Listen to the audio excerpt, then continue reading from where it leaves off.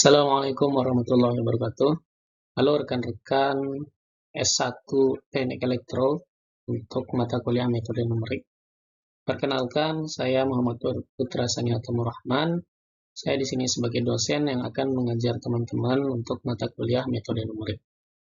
Nah, sebelum kita bertemu di kelas, ini adalah video pendahuluan untuk mengenalkan teman-teman tentang apa saja yang akan kita bahas pada pertemuan pertama di kelas nanti. Nah, untuk metode numerik, untuk pertemuan pertama di kelas, nanti kita akan membahas metode numerik secara umum. Baik itu kenapa menggunakan metode numerik, kemudian sampai dengan tahapan-tahapan kita menggunakan metode numerik dalam menyelesaikan permasalahan-permasalahan. Adapun di sini sub-bahasan yang akan kita bahas nanti di kelas, ada beberapa ya untuk metode numerik secara umum. Jadi poin pertama yang paling penting adalah kenapa metode numerik penting sekali digunakan untuk menyelesaikan masalah.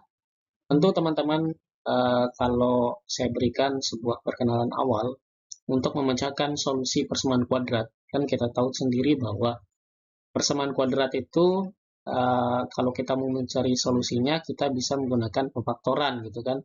Bisa menggunakan pemfaktoran atau enggak mencari rumus X1 X2-nya ya. Jadi nanti kita akan mendapat dua solusi yang baik itu apakah solusinya kembar, solusinya berbeda, atau bahkan solusinya berupa bilangan kompleks.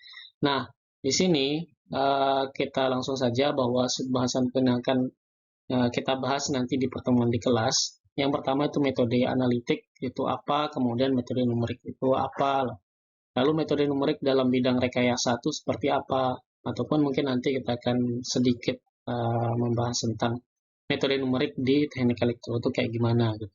Nah, kemudian apakah metode numerik ini hanya untuk menyelesaikan permasalahan yang rumit? Kemudian peranan komputer dalam metode numerik itu seperti apa? Lalu tahap-tahap dalam menyelesaikan permasalahan secara numerik. Nah, untuk menyinggung yang tadi saya sampaikan bahwa persamaan kuadrat itu sangat mudah teman-teman selesaikan ya, karena kalau bentuk persamaan kuadrat itu kan masih mudah kita mencari solusinya, kecuali mungkin kalau memang solusinya sangat kompleks. Gitu. Nah, untuk persamaan polinomial, maksudnya untuk persamaan yang memiliki pangkat tinggi gitu ya, itu tidak dapat kita selesaikan.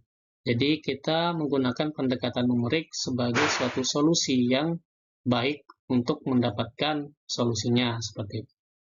Nah, mungkin nanti di pertemuan di kelas akan kita bahas secara mendalam. Untuk buku-buku yang perlu teman-teman siapkan sebagai tambahan belajar, berikut diantaranya referensi-referensi yang bisa teman-teman gunakan ya.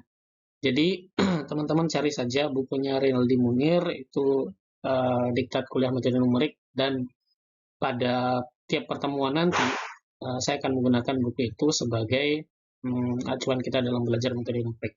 Kemudian teman-teman juga bisa mendownload bukunya Capra dan Kanal, itu cari saja di Google ya, dan juga bukunya Stanislaw Rostenik ya, dan juga Stephen Karis. Silakan teman-teman bisa mendownload bukunya di Google ya, insya Allah ada yang tersedia. Mungkin itu saja ya teman-teman untuk dahuluan sebelum kita bertemu di kelas. Teman-teman bisa mencari terlebih dahulu tentang metode numerik secara umum dengan subpoin yang telah saya tampilkan di sini. Baik, sampai jumpa di pertemuan pertama di kelas. Sekian dan terima kasih. Assalamualaikum warahmatullahi wabarakatuh.